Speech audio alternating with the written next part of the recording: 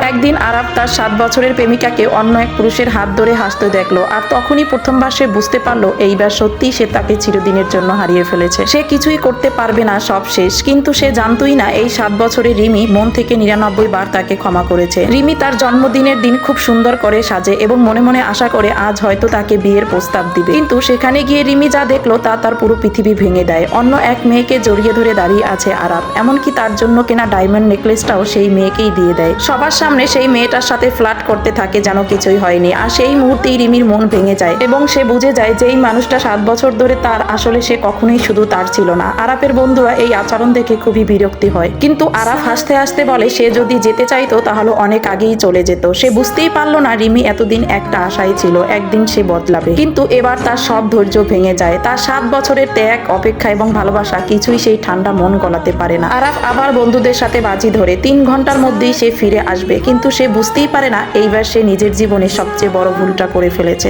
রাতে নেশাগ্রস্ত অবস্থায় বাড়ি ফিরে এসে দেখে রিমি সব জিনিস গুছিয়ে ফেলেছে। আরাফ হালকাভাবে বলে আমাকে একটি হ্যাংওভার স্যুপ বানিয়ে দাও, সব ঠিক হয়ে যাবে। কিন্তু রিমি কোনো উত্তর না দিয়ে চুপচাপ চলে যেতে চায়। এই প্রথমবার সে এত দৃঢ়ভাবে তাকে উপেক্ষা করে। আর আরাফ ভিতরে ভিতরে ভয় পেয়ে যায়, তবুও নিজের অহংকার থেকে বলে আমার মতো কাউকে পাবে না, আমাকে ছাড়া তুমি কিছুই না। কিন্তু রিমি যেন এবার সিদ্ধান্ত নিয়েই ফেলেছে সে কখনোই আর তার জীবনে ফিরে আসবে না। সকালবেলা আরাফ প্রতিদিনের মতোই নাস্তা করতে বসে, কিন্তু খাবারের স্বাদ অদ্ভুত লাগে। কাজের লোককে জিজ্ঞেস করলে কাজের লোক জানায় এই খাবারটা আগে রিমি নিজে হাতে ভরে উঠে তার জন্য তৈরি করতো। খাবারের জন্য অন্য কিছু চাইলে জানানো হয় সেটাও রিমি তৈরি করতো, আর তার রেসিপিটাও নাই। ঠিক তখন সে প্রথমবার বুঝতে পারে ওই মেয়েটাকে ছাড়া সে থাকতে পারবে না। সাথে সাথেই রিমিকে ফোন দেয়, কিন্তু দেখে রিমি অলরেডি তাকে ব্লক করে দিয়েছে। তবুও আরাফ মনে করে হয়তো এটা মনোযোগ পাওয়ার জন্যই করেছে। এইদিকে রিমি আবার তার পড়াশোনা শুরু করেছে, যেটা একসময় সে বন্ধ করে দিয়েছিল ভালোবাসার জন্য। এখন সে তার স্বপ্ন পূরণের জন্য ফিরে এসেছে। একদিন আরাফ দেখে রিমি এক প্রতিভাবান প্রফেসরের হাত ধরে তার সাথে কথা বলছে। এটা দেখে আর সে সহ্য করতে পারলো না। সে গিয়ে প্রফেসরকে তার থেকে দূরে থাকতে বলে এবং রিমির হাত ধরে তাকে নিয়ে যেতে চায়। আর ঠিক তখনই ফোন আসে তার বোনের। তার বোন ওই প্রফেসরের কাছে ভর্তি হতে চায়, কিন্তু প্রফেসর সোজা বলে দেয় এই সুযোগটা শুধুমাত্র রিমির জন্যই। পরের দিন আরাফ বিশ্ববিদ্যালয়ের একটি অনুষ্ঠানে যায়। সেখানে গিয়ে জানতে পারে রিমি এই বিশ্ববিদ্যালয়ের ছাত্রী ছিল এক সময়, কিন্তু তার জন্যই পড়াশোনা ছেড়ে দিয়েছে। তবুও আরাফ এমন ভাব করে যেন সে কিছুই জানে না। বন্ধুরা বলে তুই কখনোই রিমির মতো আর মেয়ে পাবি না, কিন্তু আরাফ আবার অহংকার করে বলে একটা ফোন দিলেই সে কুকুরের মতো ফিরে আসবে। অথচ